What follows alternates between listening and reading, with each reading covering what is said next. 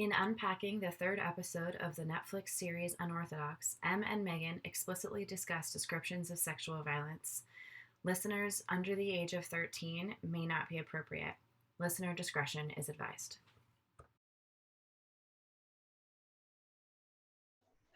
Hello, viewers and listeners, and welcome to episode 6 of the Phoenix Cast.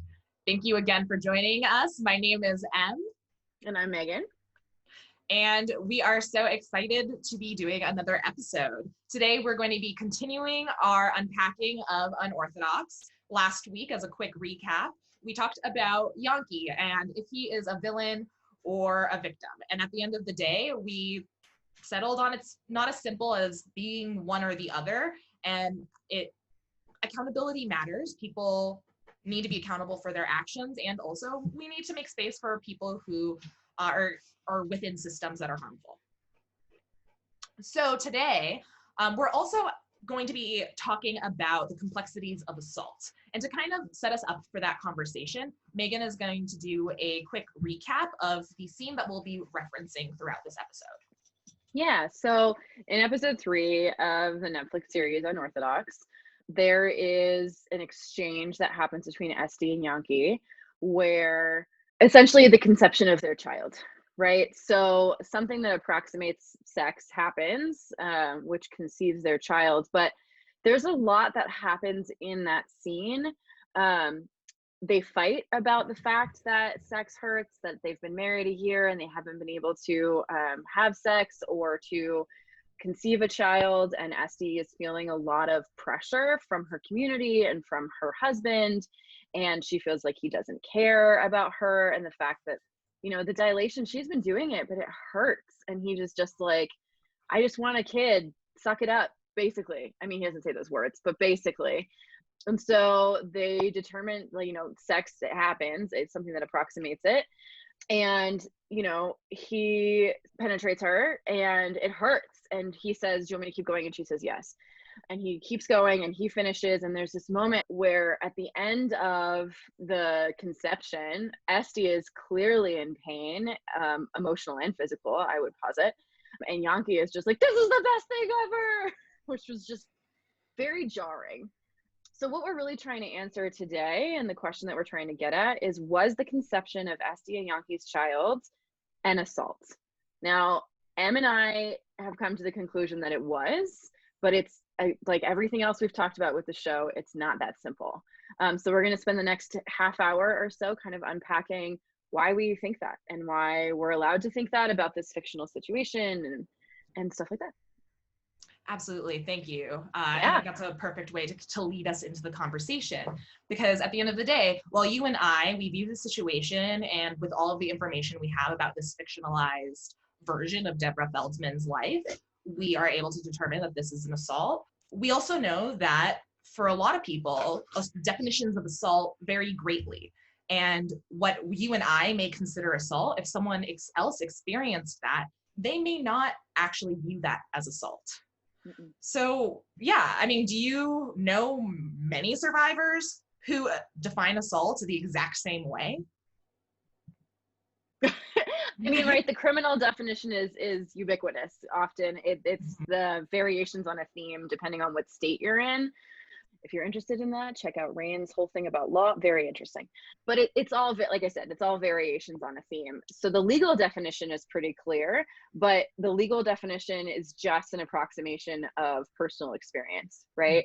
And there are plenty of people that I've worked with, plenty of people that I've met, friends of mine, family members of mine, who they'll tell me things and I'm thinking in my head, I'm like, well, okay, that meets the legal definition of assault, but that's not where they're at. And that's not how they want to define it, or not how they're ready to define it, or whatever it is, and that's reasonable. Absolutely. And I mean, that's such a great point too, about like every law is different in every state. And in some states, sexual assault can be defined as only penetrative, which leaves a whole host of experiences out.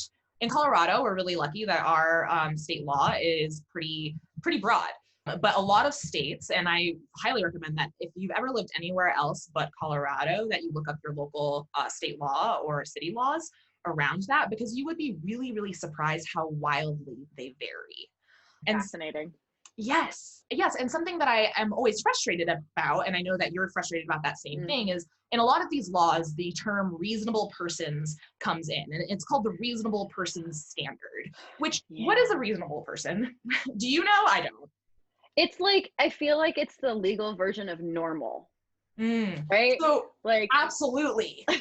So norming probably whiteness, cisgender identity, yes. so cisgender male, straight, the cis heteropatriarchy, the white cis heteropatriarchy is usually seen as rational and reasonable, and everyone else is not.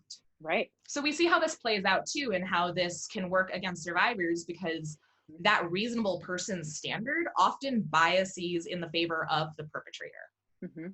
Yeah, our whole criminal legal system is set up in such a way that it's almost like our criminal legal system is willing to accept fewer perpetrators going to jail as long as no innocent people go to jail, which we also know isn't true, rather than risk more innocent people going to jail so that we get all of the perpetrators. And then there's also the other side of, defining assault, and that, like, a lot of people, for instance, may have had many different sexual experiences that, again, like you were saying, of like, you're listening to friends and family members, and they're describing something where you're like, hold on, where was the consent in that? I think I may have completely missed it. And they're not ready to either hear that, or to them, that didn't violate their consent. To them, that was within the bounds of what they were comfortable with. I think it's important just in this moment that we define how we define sexual assault, right? And at the very basis, it's sexual assault is any sexual contact that is enacted without express enthusiastic consent by the other person or persons. Am I missing anything there? And that you need to be also fully aware. Yes. Like, you need to be conscious. There needs to be no coercion, right? Like, we're going to get into kind of the coercion that we see in Estee's situation. And that's a big part of the reason we view that specific situation as assault. So we've talked a little bit about the fact that a lot of people can experience something that meets the definition of assault, but we haven't really talked about why they may not define it that way. Outside of maybe for them, it's something that they actively wanted, and they are used to the kind of that setup. So if Estee doesn't define her experience as assault, what do you think another reason for that could be? I mean, I think that there's a lot of psychological safety in not defining it as assault. Like, at that point, Estee doesn't know that she's pregnant. We don't know where she stands on leaving at that point, right? Because it's all done in flashbacks too. So the timeline is also not super clear. Do you think that that's purposeful? So we don't know where she is in her reckoning or understanding of the controlling environment that she's in, that she obviously does not want to be a part of. Yeah. So I think that there's there's that psych safety, and it could also be Stockholm Syndrome. Can you say more about what do you mean about like Stockholm Syndrome and how that applies here? Yeah, I mean, I know that this is kind of an interesting use of the term, because it's not like a traditional, like, this isn't a kidnapping situation. This isn't like a captivity, traditional captive situation. But exactly, that face you're making, there is some level of captivity. Estee has grown up in this world her entire life, and to her, there is no other world. There is no other option. Like, this was the next step, and marriage was supposed to be her, like, her glimpse of freedom. Right. And so for her, she's existing in a place where she doesn't believe she can actually escape. And so the psychological safety that's happening is that, like, this is, is Stockholm Syndrome. It's beginning to identify with your quote unquote captor. And in this place, I view that as Yankee and the society as a whole, really. Yeah. Yankee as an extension of the society. Exactly. Like, he is the person who's maintaining control and power over her through this systemic setup that they have. Yeah, exactly. That's a great point. I wouldn't have thought of it that way. Oh, yeah. I think it's interesting too when we start talking about definitions and we start thinking about some of the work that we do at the PCA, right? Like, we can sort of kind of assume that if someone walks in our door and asks for help, that they are identifying with part of our scope, right? They're experiencing, or they're identifying with sexual violence, relationship violence, or stalking. But we do have plenty of people who come into our advocacy space and don't want to define what happened to them as rape, as sexual assault, as relationship violence. They define it often in much softer terms because those feel easier to access in that moment. And an advocate's job is not to be like, you're wrong, you should call this rape, right? An advocate's job is to say like, okay, you want to call this the bad thing that happened? We're going to call it that. And we can have a conversation about, you know, what is the legal definition of sexual assault and whether or not that feels like something that applies to you in your experience, but it is not in any way, shape, or form our right to say this is what happened to you, which is really interesting because it is what we're doing about this. Right. Right. And that's a really great point, because I think that it does come off as a little weird. Like, we're telling people like, don't define other people's experiences. And then we're like, but SD 100% experienced sexual assault. Yeah. Right. I mean, I think the difference though, is that when you are talking about a fictionalized account, right? If you are going to engage critically with media of any kind, then you do have to make choices. I believe that it's okay to make choices about or decisions about something that happened in a fictionalized account of someone's life, or if a documentarian is directly asking you to make a decision or a choice. But when we're talking about real people in real life, that's not okay. Right, right. And I think that for some of our clients, it also goes the other way as well, of like, they don't necessarily, it's not that they would never define an experience that they've had as rape or sexual assault. It might also be that they've experienced so many instances of sexual assault or rape or sexual violence, trauma, all of the general violences that we work with, that this most recent instance does not even register for them. And we also have to hold space for that as well, because I think that people get really uncomfortable with that. They're like, no, but I know what this is, and you're telling me that's not what happened. Like, shouldn't you also know? Haven't you experienced this before? And that really shuts down survivors. Survivors need to be able to actually define their own experiences. Yes, absolutely. It's so important. I mean, it's, if we are defining it for them, we're just placing a barrier between them and their healing. Absolutely. Honestly. And I think one of the ways that we kind of get around that, and I don't know if get around is the right term, but I think one of the ways that we would use specific terminology on someone's experience is if, all right, so you're telling me that someone, that while you were unconscious, someone penetrated you, and you're referring to this as a bad night. I'm going to use your terminology. And I'm also going to let you know that you're looking for counseling. And based on what you've described to me, even though you don't define it this way, I think that you would qualify for instance, some counseling at the Blue Bench, which covers sexual violence. Would you agree that's kind of the only situation where we might let someone know, like, your experience fits under the scope of this work, and it's okay that you don't want to use that word, but I want to let you know this is one of the options for getting long-term counseling.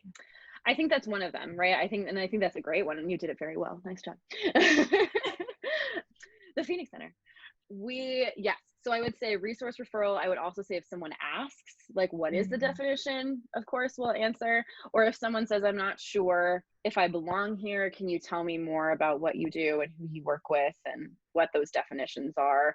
I think those are like the big three in which we would use terminology that someone hasn't chosen to use and at that moment. So how does all of this apply to SD? That's a great question. It's interesting, right? Because we went on these tangents about consent, about defining experience and things like that. But it's really, one of the things that really struck me is like, how do you even define consent in an oppressive society? Yeah. Do you know what I mean? Absolutely. Like, consent and our idea of consent is predicated on our privilege of being able to make choices for ourselves, largely, and living in a community which doesn't necessarily have super oppressive expectations for what we do with our bodies. It happens, just not in this way. Right.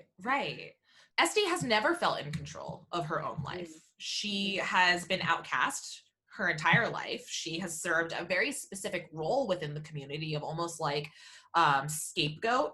I think that the children of people who have been exiled are almost like scapegoats. in a very interesting way. And that serves to control her, right? Because she's constantly stigmatized and looked down upon in the society. Everyone's constantly watching her and reporting back what she's doing. So how can you possibly consent to anything? I don't know if you can. When your choices are, here's a bad one and here's a worse one. Right. Yeah. You make the choice that is the least harmful in the moment, right? Which I think super applies to a question I'm sure lots of people had or have listening to us talk, right? How do you define this as assault? There was a moment in the middle of the conception when he asks, do you want to keep going? And she said yes. So how are you, Megan and Em, saying that this is assault when she said the word yes, right? Yes. That is so important and so complicated. Absolutely.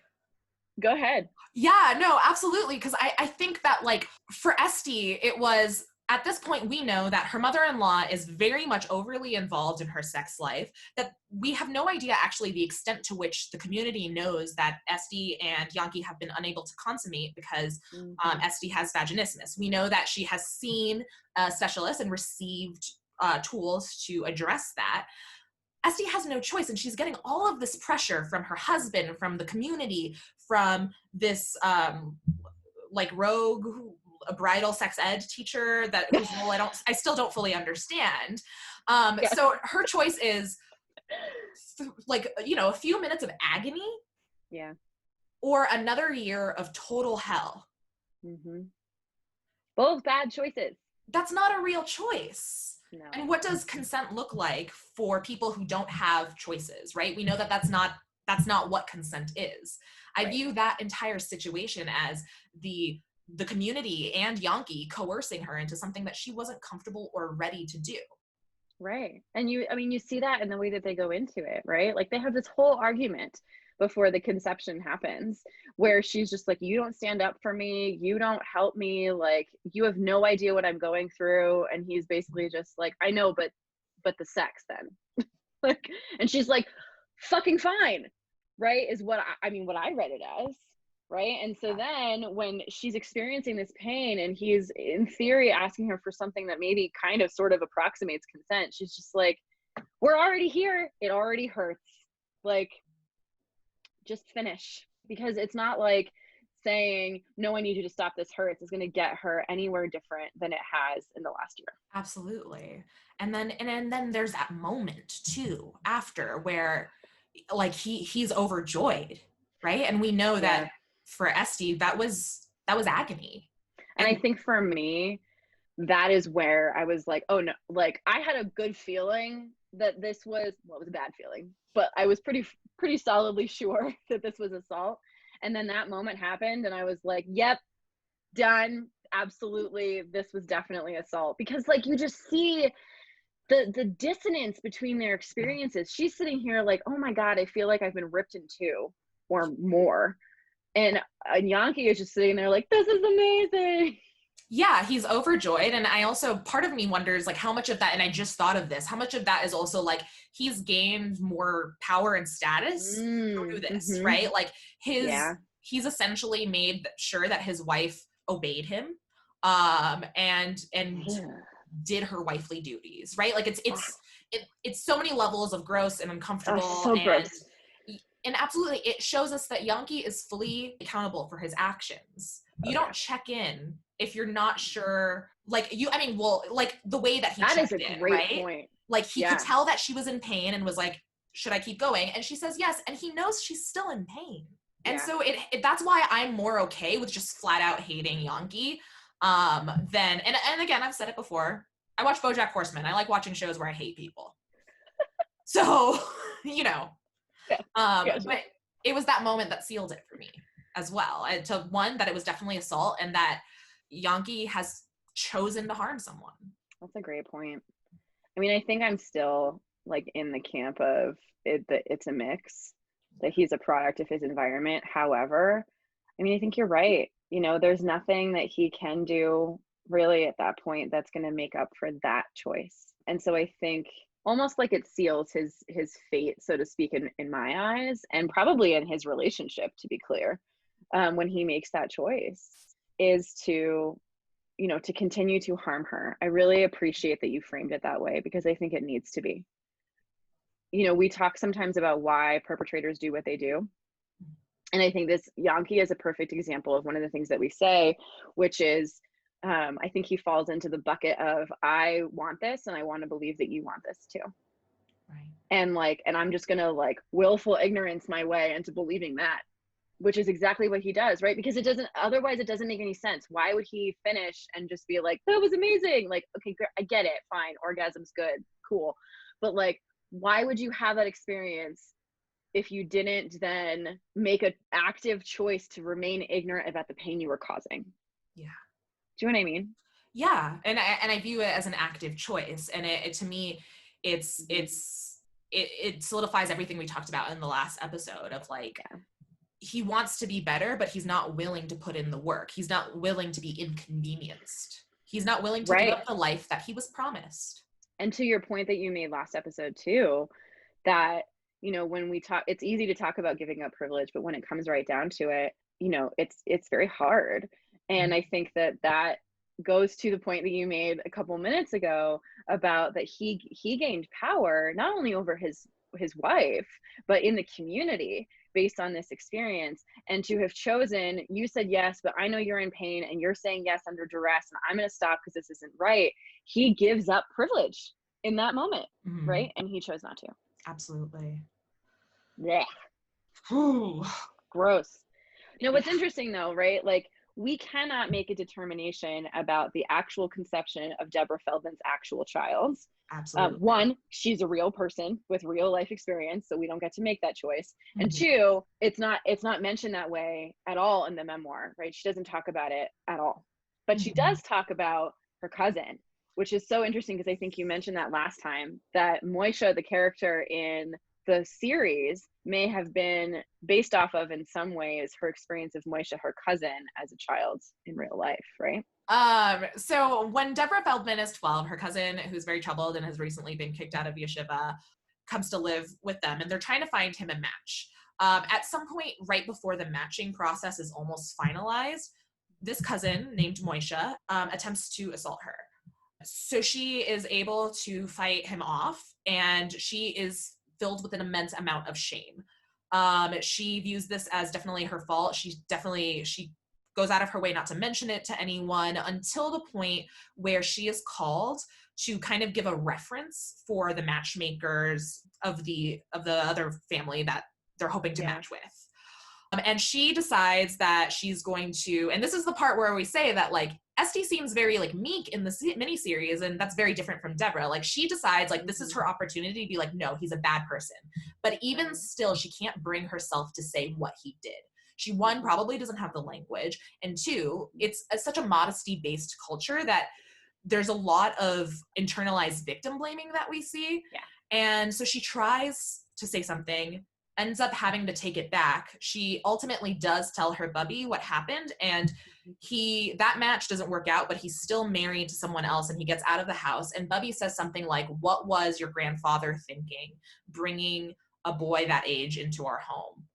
And it is just the most boys will be boys statement. And to me, it definitely represents the systemic abuse that exists within that community that is very it's touched upon in a much more subtle way, I think, in the memoir for when it comes to instances specifically of sexual violence than in the Netflix miniseries. Yeah.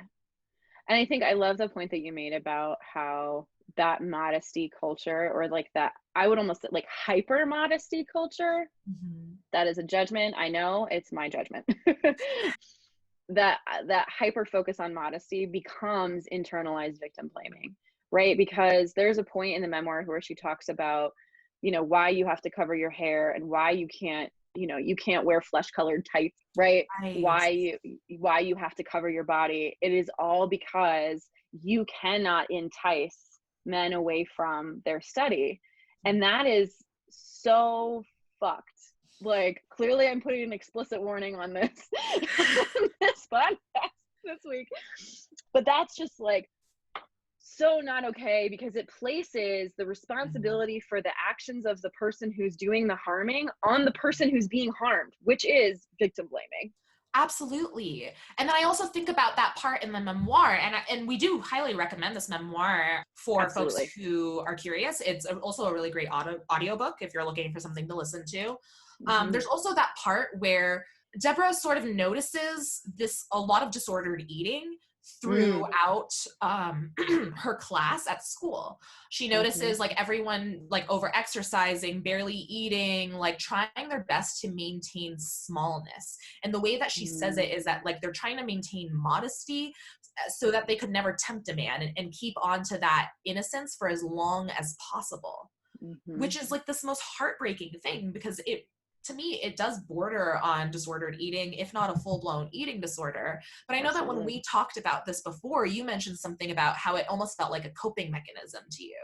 It absolutely does, right? Like I have, in a lot of the folks that I've worked with and a lot of the folks that the center has worked with, we have people who've experienced violence, particularly sexual violence, often, but not always childhood sexual abuse, will have disordered eating as a way to manipulate their body into being something that isn't attractive, or that they think is not attractive and they think will keep them safe. It's almost a kind of armor, to be honest, right? So we'll see folks who overeat to gain a lot of weight because they think that will mean that someone will never hurt them again, or they undereat so they can lose their secondary sex characteristics or something like that. That to me reads as like trauma response, right? It's just like, you're going to be blamed if somebody does something to you. It's your fault. Don't be tempting.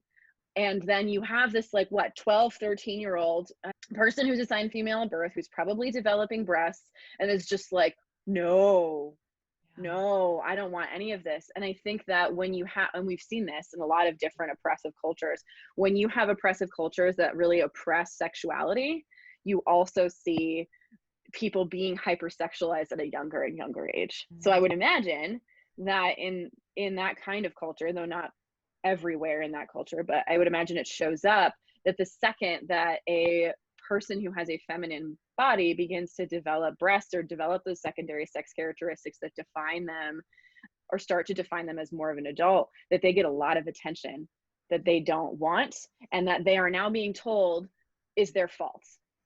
That experience of hypersexualization is not limited to that community. We see it all throughout American culture. So many people have experiences of that. But what is particular to this type of society is that internalized victim blaming of this isn't okay, this makes me feel weird, and it's my fault. Yeah. Do you know what I mean? Absolutely. And that even if something hasn't happened to me, like I am observing this happening to other people as well. And so It seems as if there's almost a culture of these young girls in her class. It almost seems that everyone except for Deborah is engaging in a lot of these eating disordered behaviors or disordered eating behaviors. Yeah, I would absolutely agree with that. This is a tough topic. At the end of the day, our goal with this episode is not to define any one person's experience of sexual assault or sexual violence or violence overall. It is to provide how we view this fictionalized portrayal and how we as a culture also need to be more comfortable with talking about the ways that coercion affect consent. Because I think that, and Megan, you hit it right on the nail of like, well, why are we talking about this if there was a yes? It's never that simple. And when you're being coerced through an entire community and your husband, you have no safe space, no space to your own. How can you ever say yes and mean it? I don't know that you can.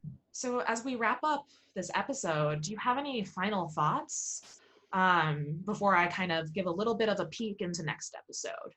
I would say, so for everybody that's listening, this is a hard one, right? This is a difficult one to listen to muddle through, to start trying to navigate those different complexities. And we're talking about coercion. It's not a simple yes, no, everybody wants a black and white, right? Everybody wants like touch one alcoholic beverage, no sex whatsoever, like, but it's not that way. And that's really what we're talking through. So super recommend that if you've listened or watched this, that you go ahead and go do some good self-care. I am going to go sit outside in the sunshine for a bit. And what are you gonna do? I am probably going to plant some stuff in my garden. Ooh, that sounds nice. Yeah, got some I like tomatoes that that a really lot. need to head into the ground. Send them to me. Will do. Awesome. Thank you so much, Megan, again for joining us on this topic. It's always a pleasure. For our viewers, please, please, please don't forget to subscribe, to share this podcast, to leave a 5-star review. And also don't forget, Auraria community members, we're still open, we're still here, we're gonna be here all summer. The quickest way to reach us is often 303-556-2255, which is our 24/7 helpline. So you don't have to know, so you don't have to worry about when we're open, because someone will always be on that line, and they can get you set up with an appointment, or they can just be a friendly listening ear who can walk you through a few grounding techniques. Please check out our social media on Facebook and Instagram, and keep an eye out because we have lots and lots of awesome topics next coming up on the podcast next week. For example, we are going to be talking a little bit about what do you do when your perpetrator seeks redemption, and who is forgiveness for. So thank you, and again, don't forget to subscribe.